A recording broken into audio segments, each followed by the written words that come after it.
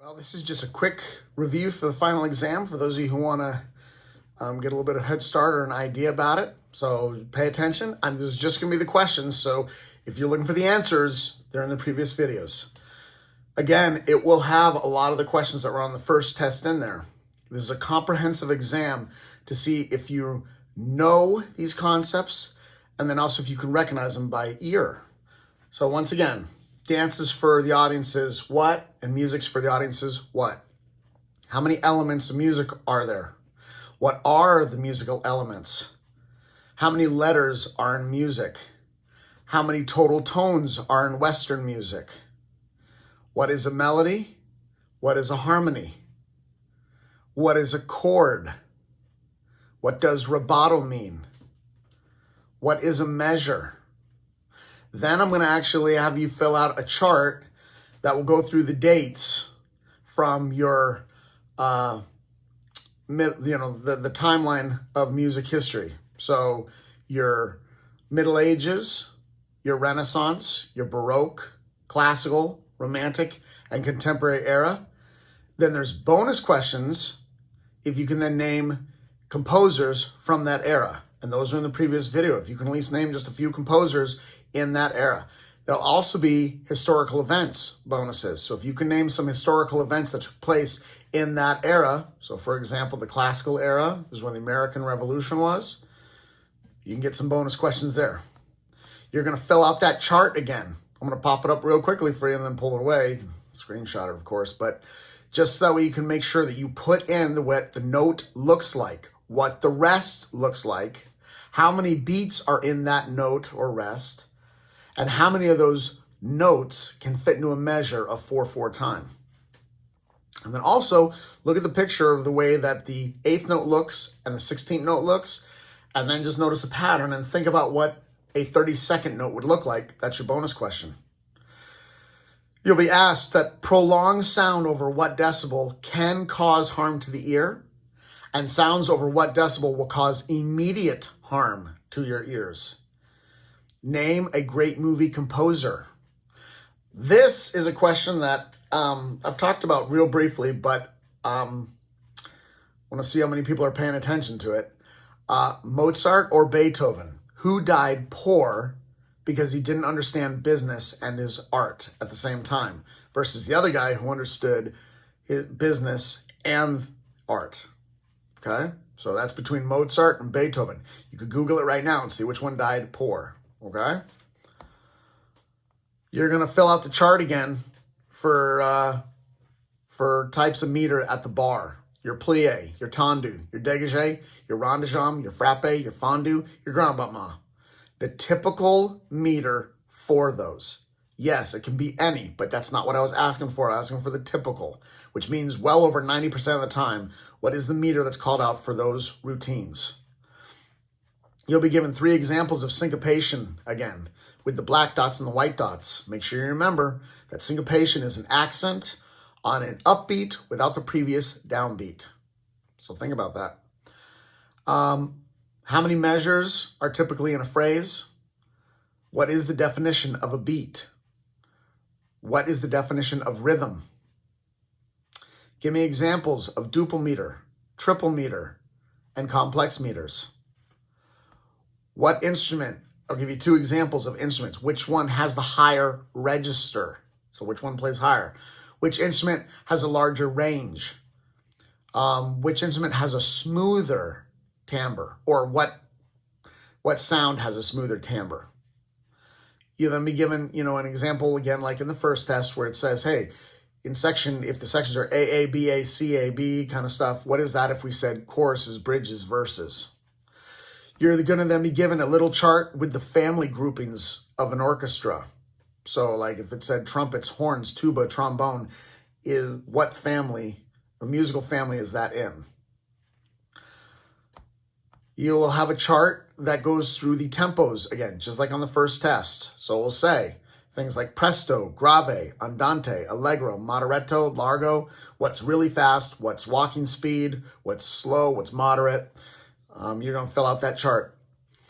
You'll also be given the fruit question again with what type of note goes with what type of fruit. This time, though, I'm not going to put it down as I did before, where it says like 3 triplet eighth notes or 4 16th notes. It's not going to say that this time. It's just going to say 16th notes. So you need to make sure that you know that the 16ths were the watermelons.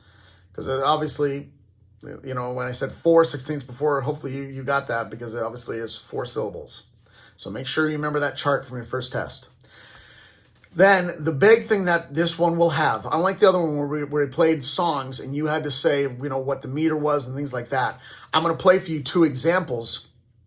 And you need to then circle what the example was that I played for you and give the definition, give your definition of what that is. And I'll go through them real quickly for you.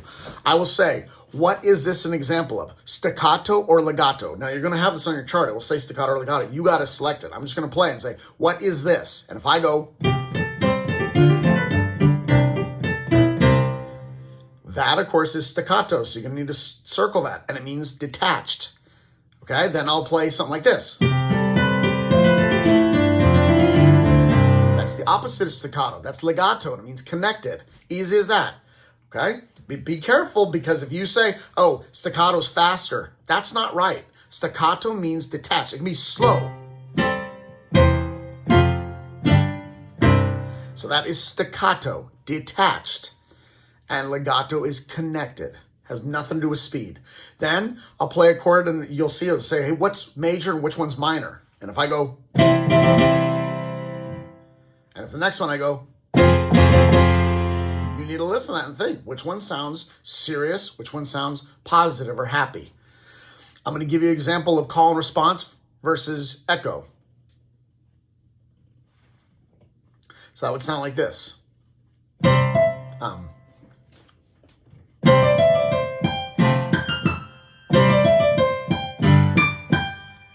Is that call and response or echo? And then if I go like this,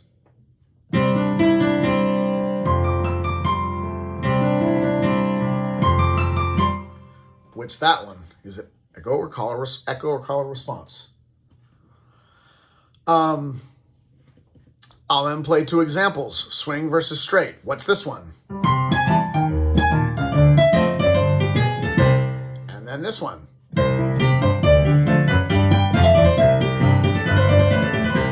Which one is swing, which one's straight? And how would you describe those? I'll give you an example of crescendo versus diminuendo. And what's this one?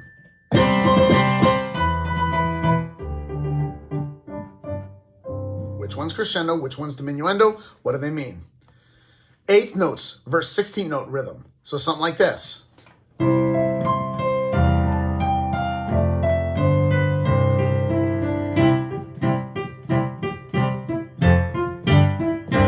Versus. Now, I'll probably use a drum machine for that one, but be able to tell which one is 16 notes versus 8 notes. Which one, when you feel the beat, can you say apple to? Which one, when you feel the beat, could you say watermelon? Watermelon, okay? Forte versus piano.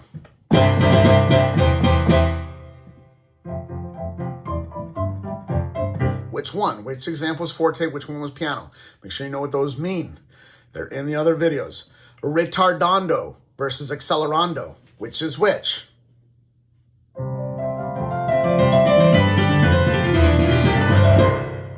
Versus.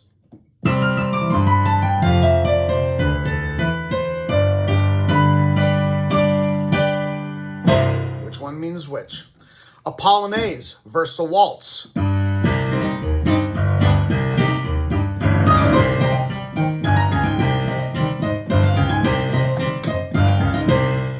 Versus.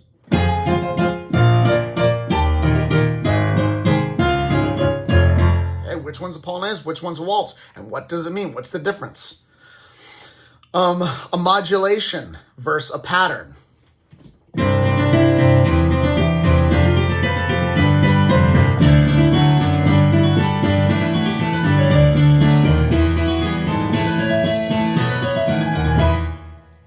Versus.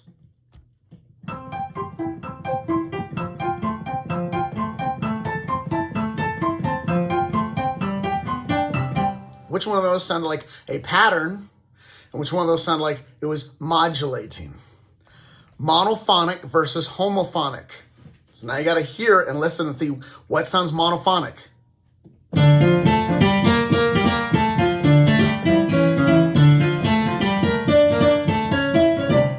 Or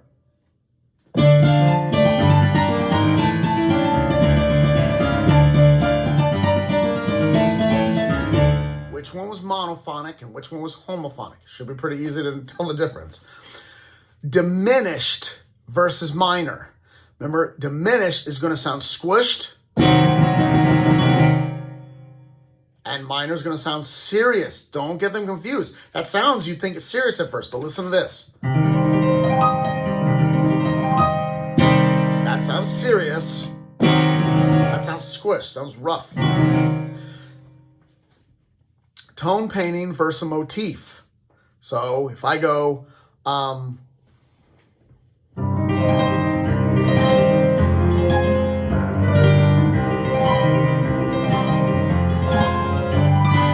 does that sound like something versus something like,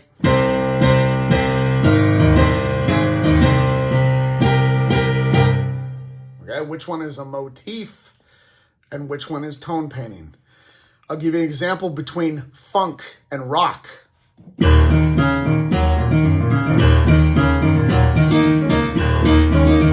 And like rock. You should be able to tell the difference between those two. I'll do disco versus reggae, polka versus waltz, punk versus blues, jazz versus new age, salsa versus bossa nova, and Gregorian chant versus a tarantella. So these should be pretty easy to be able to tell the difference, okay? And that will be that chart. That will be the audio section, okay? And then I'm going to have you guys, there'll be, I'll put it up on the board, but you then have to show the example, the difference of the 4 types of sound waves. So if there's a really big sound wave, but it's really spread out, versus a really big sound wave, but they're really close together, versus a really small sound wave that's close together, and versus a really small sine wave that's spread out. So you're going to need to say, hey, this one, if it's small and spread out, that means that the frequencies are lower. There's lower frequencies, which means it's going to be a lower pitch and it's going to be a softer volume. So lower pitch and soft volume versus if there's a lot of frequencies, but it's small, that means a higher pitch, high note, and soft. Make sure you remember that. We talked about that in the science of sound section. And then I will give you guys bonus questions based on historical references, such as the American Revolution War, when was it? The Civil War, when was it? World War II, when was it? The American Civil Rights Movement, when was it? John Cage's piece, what was it called? Why was it called 433? And then 2 other really simple questions that I'm not gonna talk about right now. Okay, but there's plenty of bonus questions on there. It goes through comprehensively everything that we talked about. Okay, and then we go through that recorded section, or where I'm going to play for you to see if you actually can recognize it, to apply it. Okay, so conceptually, if you studied even a little bit and you've watched these videos, you should be able to ace that section. You can go back and look at the previous chapters 1 through 3 video review as well, and even the previous test, because this is pretty much on there as well, with just some new stuff regarding the science of sound and the different eras of music and different musical styles. If you do have questions, comment and let me know, or reach out to me, but good luck on the test.